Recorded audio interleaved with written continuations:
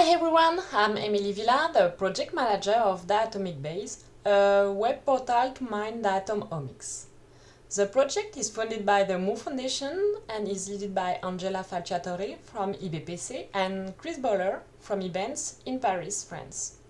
Nathanael Zweig is a developer of the platform. So, why are we developing yet another website? In fact, because omic resources on diatoms are completely scattered and disconnected. As an example, for Phaeodactylum, the first species we worked in, 2 gene annotation has been performed successively, but they are still used by the community.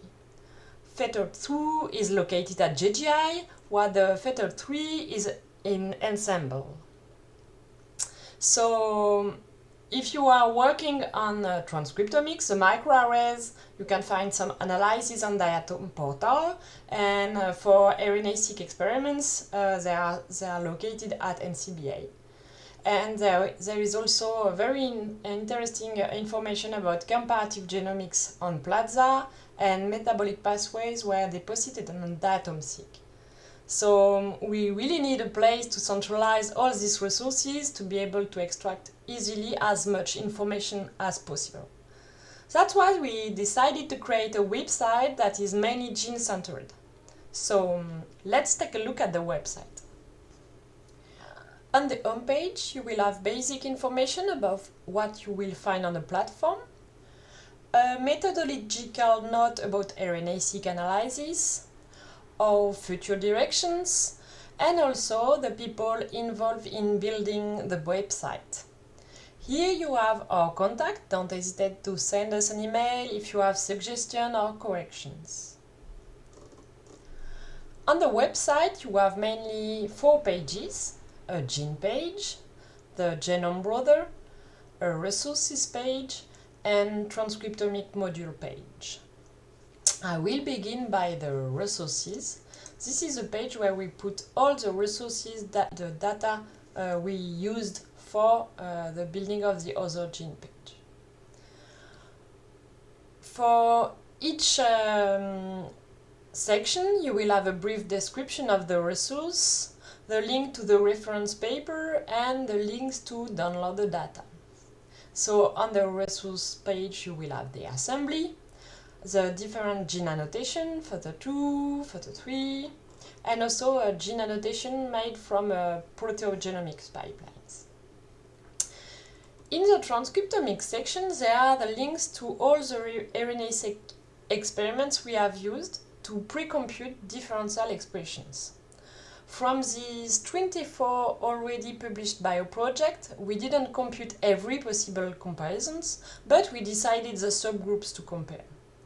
If you are interested in a comparison we didn't pre-compute, you will be able to do it in the transcriptomic module page. In the resource page, we still have the characterized ecotypes, some data on epigenetics, methylome, histone marks. We also have the repetitive elements, small RNA, link RNAs, and also a little bit more information about genes that we have found in the PheoNet database. We also have a classical genome browser. I will show you there. You can select which chromosome do you want to see here. You can zoom in, zoom out here.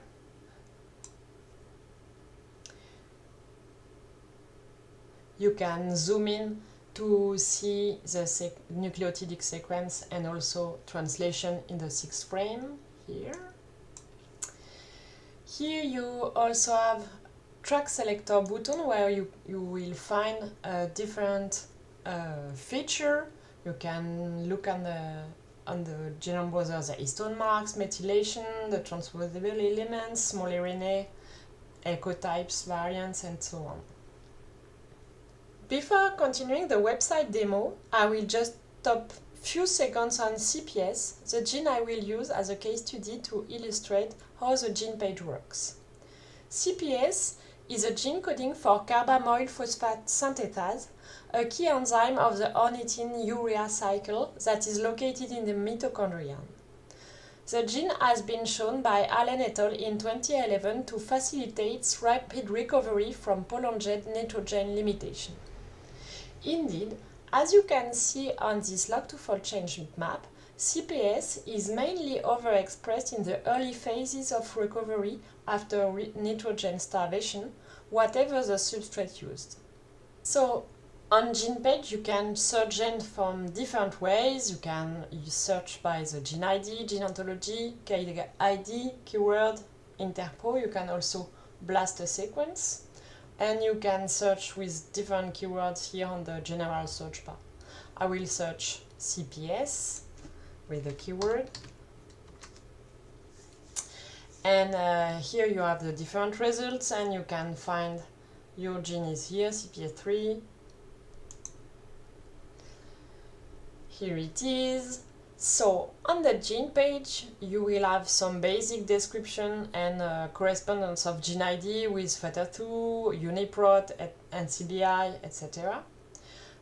You also have a genome browser specific centered on the gene, here in black, and you can still use track selector to find what feature you will display. So you can go through, and for example I will show you here the histone marks, and you will see here that there are some histone marks mapping here at the beginning of the gene, and this could be really interesting. CPS could be the target of epigenetic modifications. You can also see the polymorphism of the ecotypic variants. Just in the section ecotype, you can select it here, and you will be able to see the single nucleotide variants here for the gene.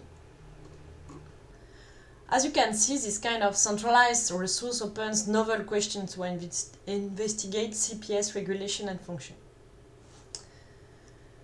As I just said before, we pre-compute gene expression comparisons.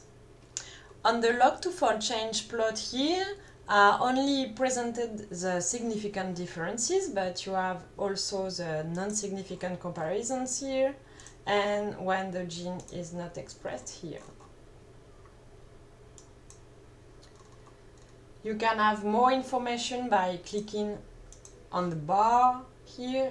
You have the bioproject ID, a short description of what has been compared, the reference if it exists, and also the strain that has been used, log-to-fold change, etc. But you can also visualize read density on the genome browser. By clicking on track selector, you can scroll until RNA-seq and choose the experiments you want to see and the replicates you want to look at. So as an example, you can see here that the read density on the deplete samples are more important than on the nitrogen replete samples. Thanks to this centralized transcriptomic resource, you can see that we can explore new findings. As an example, CPS gene expression is strongly deregulated in the NRK mutants, which was not described before, mainly because mutants and RNA-seq were more recent than the publication. So on the gene page you also have Go terms, domains, you have also KEGG annotation. You can find the link to go to the comparative genomics on Diatom Plaza here. Concerning transcriptomic co-expression networks, you have the link to the Diatom portal with the microarrays here, and we also had the FEONET card. FEONET has been computed with RNA-seq, and the enrichment of the FEONET cluster. We also had some other information about the gene. the epigenetic marks, methylation marks, also the prediction.